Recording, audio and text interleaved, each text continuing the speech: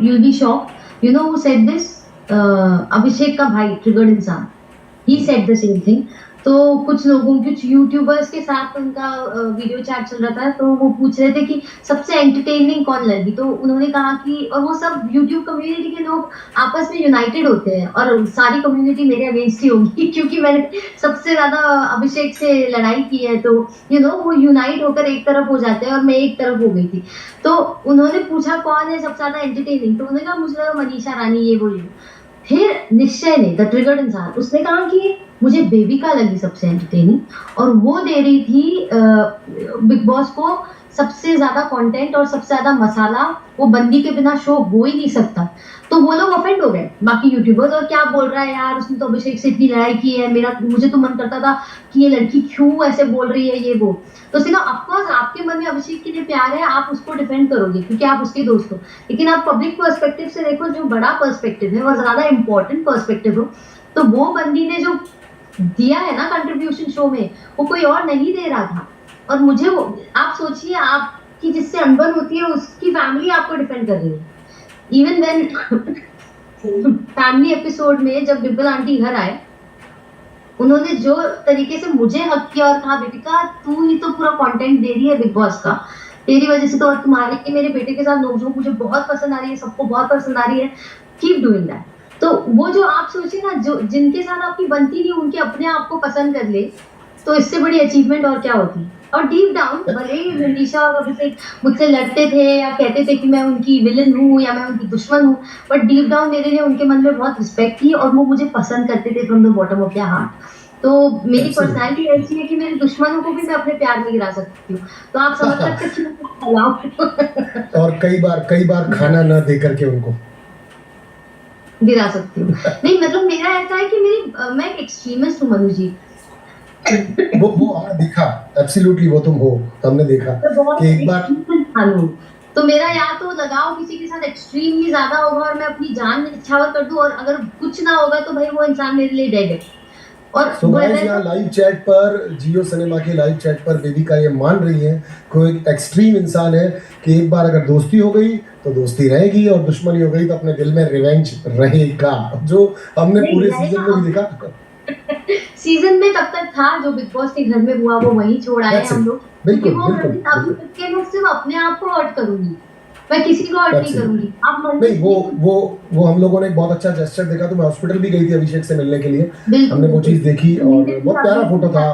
बिल्कुल, और वो बहुत खुश था मुझे देख के वहाँ, and he was super happy, क्योंकि बाकी लोगों का आना तो जायज था, वो उसके दोस्त थे, बट बेबिका आई इस बात से वो बहुत खुश हुआ था। I could see it on his face, और उसके मम्मा भी बहुत खुश हुए थे। तो we did spend a very good time और एक कॉर्डियल नोट पे हमें बातचीत हुई। और रिसेंटली उसने मेरे साथ एक रील भी पोस्ट की जहाँ पे उसका मेरा पहला झगड़ा हुआ था, गंदा वाला झगड़ा, जहाँ से बिग बॉस की हवा पूरी ट्विस्ट एंड टर्न्स ले चुकी थी। और मैंने नीचे पोस्ट किया, हाँ भाई सब कुछ यही से शुरू हुआ था। और बोलता है तू तो मेरी बेस्ट फ्रेंड है with a heart and a smiley. तो मुझे लगता है कि आगे भी थोड़ी बहुत यहाँ वहाँ से नोकझोंक चलती रहेगी हमारी, खत्म नहीं होती। बट मैं एब्सोल्युटली एक बात बताता हूँ बेबिका, कि वो जो नोकझोंक थी वो बहुत खूबसूरत थी। आप ये मत सोचो कि अल्टीमेटली वो जाकर के खराब दिख रही थी। ठीक है, फैंस हैं, फैंस प्यार करते हैं, जिससे पहले से उनको जानते हैं, तुमसे पहले से उसको फॉलो कर रहे हैं, उसको चाहते हैं, उससे प्यार करते हैं, तो ये फैंस बहुत चलो आज नहीं हो तुम ठन गोपाल, आज तुम्हारे पास बहुत सारा क्राउड और बहुत सारे फैंस हैं, और आज की इस लाइव चैट से भी तुम्हारी बहुत सारी चीजें जा रही हैं। तो बिग बॉस के फैंस, जियो सिनेमा के फैंस आकर के तुमसे कनेक्ट होंगे। सो मेरे कहने का पॉइंट बेसिकली क्या है ना, ग्रजेस शो के अंदर होने चाहिए, जैसा तुमने बोला वो बहुत बेहतरीन बोला कि शो तक थे, शो में वही खत्म हुए, उसके बाद आप लोग मिल भी रहे हो। तो देखो तुम जो अभिषेक की बात कर रही हो, तुम मिल रहे हो, ये हम में से किसी के लिए शॉकिंग नहीं है, क्योंकि तुम लोग हमारे लिए दोस्त ही थे हमेशा। ये पॉइंट ऑफ व्यू की लड़ाई है, अपना पॉइंट ऑफ व्यू तो रखोगे ना शो में, क्यों नहीं रखोगे अपने पॉइंट ऑफ व्यू को। और आपको सामने वाला अगर नॉमिनेट नहीं करेगा, आप अगर उसको नॉमिनेट नहीं करोगे, तो फिर गेम ही क्या हुआ। यही तो एक गेम है कि एक एक करके नॉमिनेट सब लोग होंगे। आप ये खुद देखो कि तुम टॉप 4 तक पहुंची हो, राइट? तुमने एक्सपेक्ट किया था कि तुम टॉप 4 तक आओगी। आप सोचिए, इतनी अड़चनों के बावजूद, इतनी टारगेटिंग, कुछ लोगों से नफरत मिली, कुछ लोगों का सपोर्ट मिला, और मेरा ऐसा था कि मैं सबको लेके चलो, सबके दिल में जगह बनाओ, सबके सामने एक दिखावा बना के चलो। ये मेरा पर्सपेक्टिव नहीं था मनु जी। मैं एक्सट्रीमिस्ट थी। मेरा ऐसा था, मैं क्वालिटी में बिलीव करती थी। जिनसे मेरी बनती थी मैं उनके साथ बहुत अच्छी थी, जिनसे मेरी नहीं बनती थी उनके साथ मैं अपने आप को शट कर लेती थी। तो ऐसा नेचर रहा है मेरा। अब सबको थोड़ी ना प्लीज़ करने के लिए इंसान जीता है। ये मेरा पॉइंट ऑफ व्यू है। पूरी बट दुनिया को ये आप अपने प्यार में कैसे गिरा सकते हो? बट ये बात तो तुम मानती हो, तुम लड़ाकू तो हो, झगड़े तो करती जी, हो। जी। जब मेरा सेल्फ डिफेंस अच्छा, ऑन हो एक बात बताओ, कई बार किचन एरिया में मतलब ये एक ऑनेस्ट कॉन्वर्सेशन है और ऑनेस्टली आंसर करना मैं उम्मीद करूंगा। कई बार क्या मॉर्निंग में ऐसे प्लान भी किया है तुमने किचन एरिया में कि आज चला करके इस बात पे लड़ सकते, क्योंकि कई बार जाते आते हुए लोगों को तुम टॉन्ट्स करती थी, छेड़ती थी कि इनको कुछ कहा जाए, इसको कुछ बोला जाए। देखिए, आपको क्या दिखाया गया 1 घंटे में मुझे नहीं पता, बट नहीं, अगर आप मैंने लाइव भी लाइव कई बार देखा है, मैंने लाइव भी कई बार देखा। मैं बताना चाह रहा हूँ, if you are doing this for content, not at all like ये अनहेल्दी नहीं है, बिल्कुल भी अनहेल्दी नहीं है। तो क्या हो गया, हमने अगर सीजन देखे, हम चाहते हैं हम शो के लिए कुछ करें, तो उस करने का पार्ट था वो या क्या था, बताओ। देखिए, मैं ऐसी बंदी हूँ ना, मुझे आप इतना छेड़ोगे मैं आपको इतना छेड़ दूंगी। तो कहीं ना कहीं उनका इतना छेड़ना मेरे छेड़ने के आगे दिख के ही नहीं आया है। तो लोगों को लगा रितिका ने काफी प्रोवोक कर दिया। ऐसा नहीं था। मुझे सामने से अभी किचन में जिया खड़ी थी और मैं थी, हम साथ नॉमिनेट हुए थे।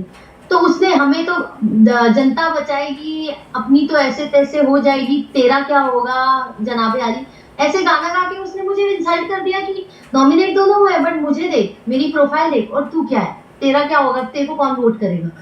फिर मैंने उसको ऐसे देखा, मतलब क्या मतलब आपका, तो उसके अंदर कि मेरा तो बैकअप है। मतलब बैकअप क्या बोल रहे हो, कॉन्ट्रैक्ट में अलाउड है कि ये सब बोलना, क्या करने की कोशिश कर रही हो तुम, तुम्हें उगलवाने लगी।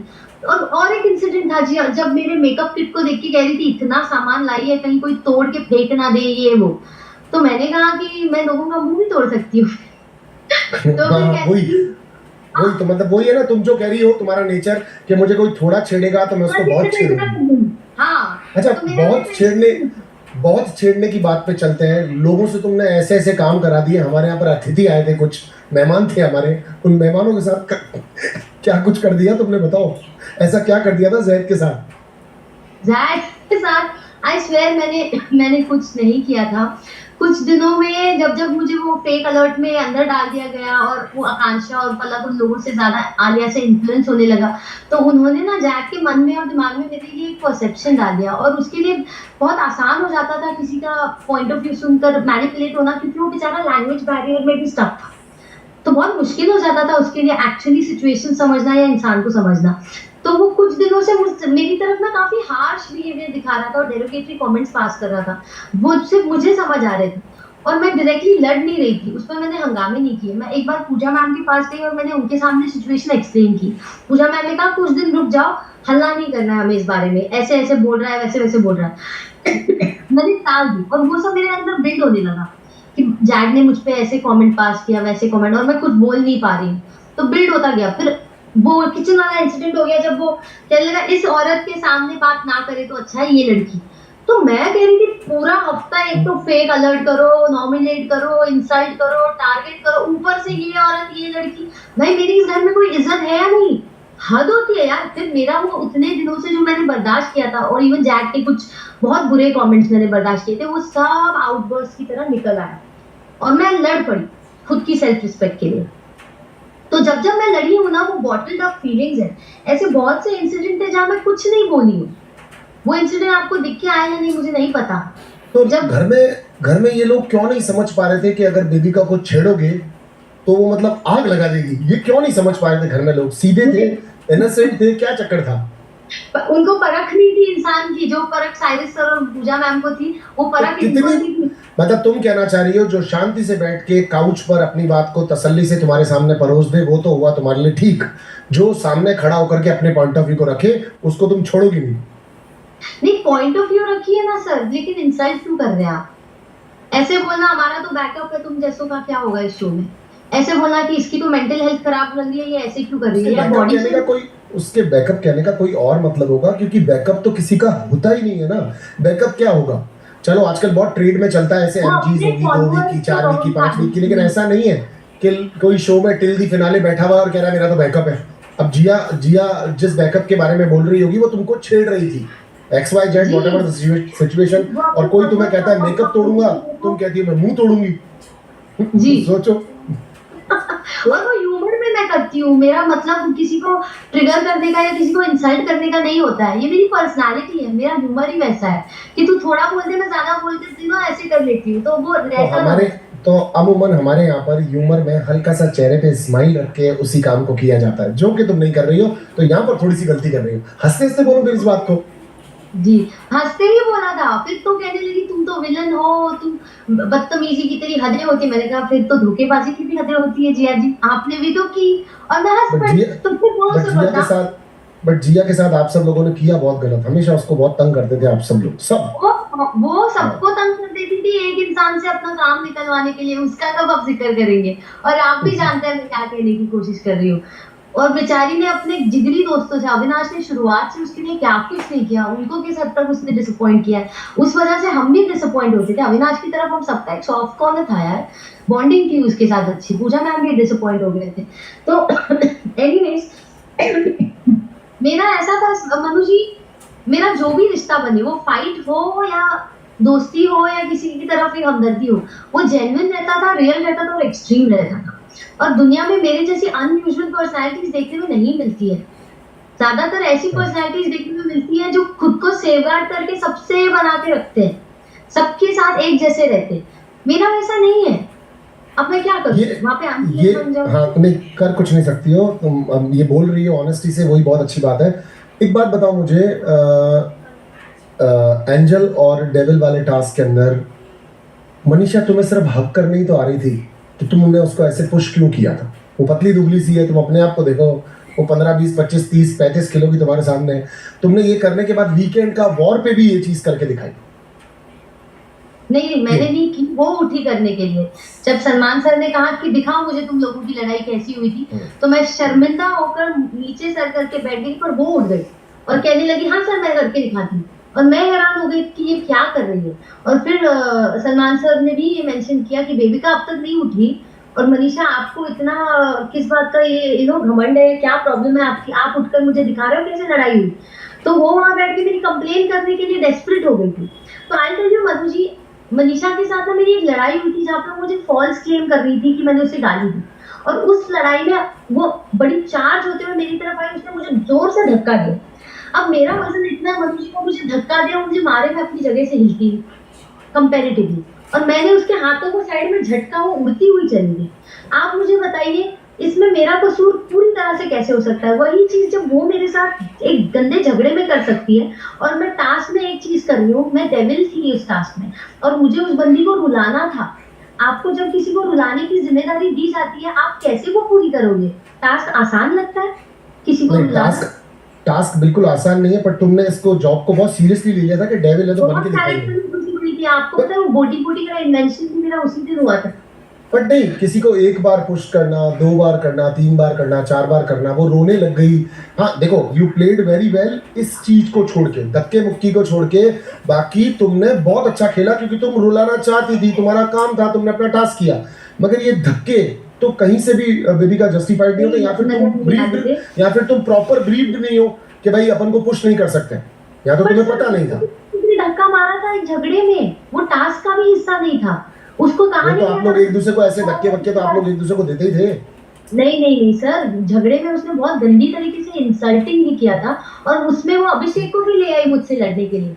उस झगड़े में तो मैं अकेली खड़ी थी और अभिषेक उसकी फॉल्स नैरेटिव को एनकरेज करके उसको अपलिफ्ट कर रहा था, जबकि वो क्लिप जहाँ उसने मुझ पर इल्जाम डाला कि मैंने उसे गाली दी, वो क्लिप पूरा सर्कुलेट हो चुका है और सारी जनता बोल चुकी है बेबिका ने गाली नहीं दी। तो दोनों ने सुनने में ऐसा था कि अंदर जो लोग थे, क्योंकि आप रिपीट तो कर नहीं सकते हो, तुमने गाली नहीं दी थी, मैं भी बोल रहा हूँ, लेकिन वो सुनने में ऐसा था कि मेरे को भी उसको 2 बार सुनना पड़ा दोबारा। आप समझ रहे हो? क्योंकि तो एक बार पासिंग में लग सकता है, and you was that time right, तुमने कसम भी खाई थी कि मैंने नहीं दी गाली, तो तुमने नहीं दी थी वो गाली, बट वो सुनने में ऐसी साउंड। लैंग्वेज देखो तुम अपनी, मैंने कहा तुम अपनी लैंग्वेज देखो, वो लैंग्वेज के बाद उसने मुझे गाली बक दी। मैं हैरान हो गई तुम क्यों बोल रही हो, मैंने लैंग्वेज शब्द बोला और वो उस दी वाली गाली पे चली गई। मैं खुद हैरान हो गई, मैंने गाली नहीं दी थी, बट सुनने में भी आ रहा था। अब वो उसकी प्रॉब्लम है, क्योंकि वही शब्द तो उसने भी इस्तेमाल किया, लैंग्वेज शब्द उसने भी इस्तेमाल किया, मैंने भी किया, तो मैं उसके मुंह से सुनकर भी हंगामा कर सकती थी, अरे नहीं तूने मुझे गाली दी।